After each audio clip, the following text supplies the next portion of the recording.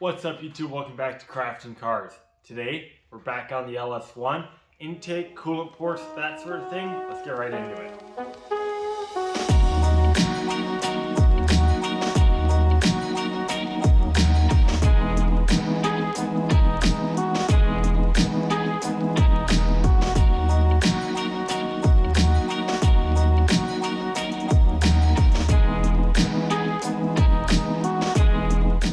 Quick thing to note, did end up taping up my intake ports. This nothing falls down in here. Let's get all this tape peeled off, throw those knock sensors in, and start cleaning that intake.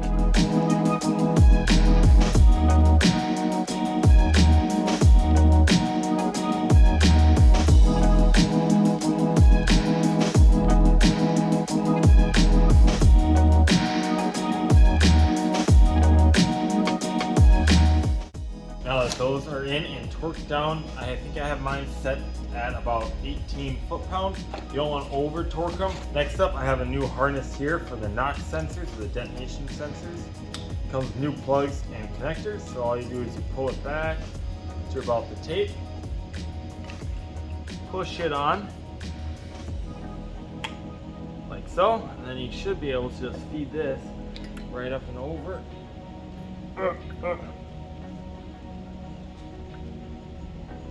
Woo. Just like that. Go.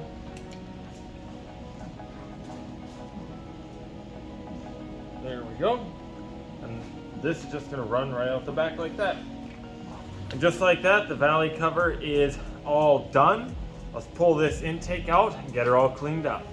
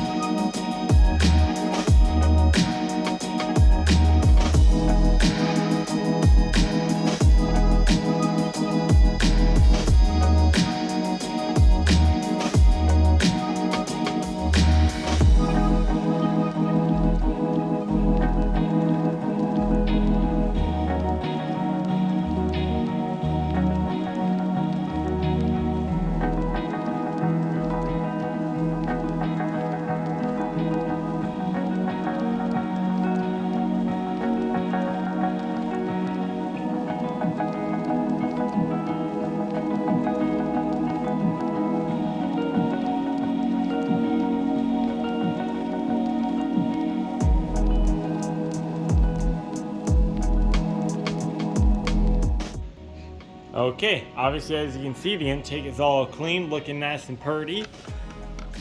Afton swung by. So now it is time for the coolant ports and to the crossover tubes and to put the intake on. Not gonna lie, we did do a couple of test fits on here with the coolant ports to try and figure out how these all work. This is the set from Jag, and you can see it's a nice braided line with some AN fittings on the ends, and the braided steel has a nice clear protective coating on it, so super happy about that and the quality of all this.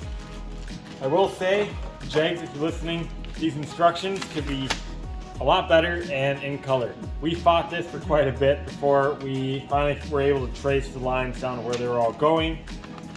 And one thing that we noticed that we're going to do now is, because this is a late model LS1 with the LS6 intake manifold, because that's what they came with, we do have to do a little bit of clearancing.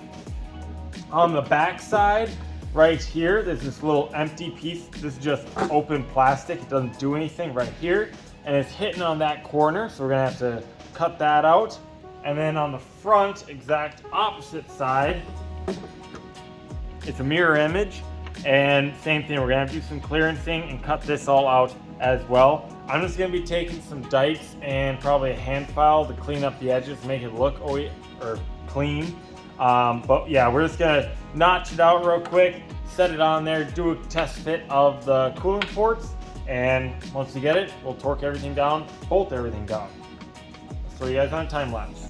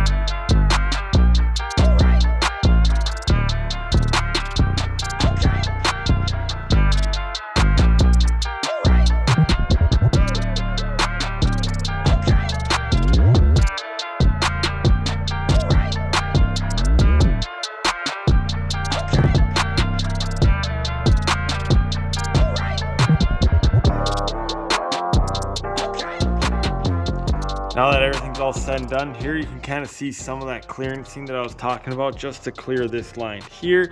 And it's a little bit more obvious on this back side here. Yeah, it looks like it's touching, but there is, I don't know if I can show it. There is air between there. So, but that's where we ended up having to grind it, was there on the back and here on the front. With all that work being done, we are ever closer, and I am incredibly excited because it's starting to look a whole lot like an LS, which is awesome. All that being said, there are a few things I know that I want to change. For instance, these white valve covers, they gotta go. Secondly, the fuel rail, I mocked up the OEM one, the original fuel rail. It's gotta go. We aren't gonna be running it. We gotta go aftermarket fuel rail to match the rest of this setup. AN lines for sure. For everything, of course. All the way back to the fuel tank, there's going to be a whole nother project in and of itself. I just picked up a new fun little project that we're going to try and knock out, get a few little rides in before the snow falls. Stay tuned for that next video.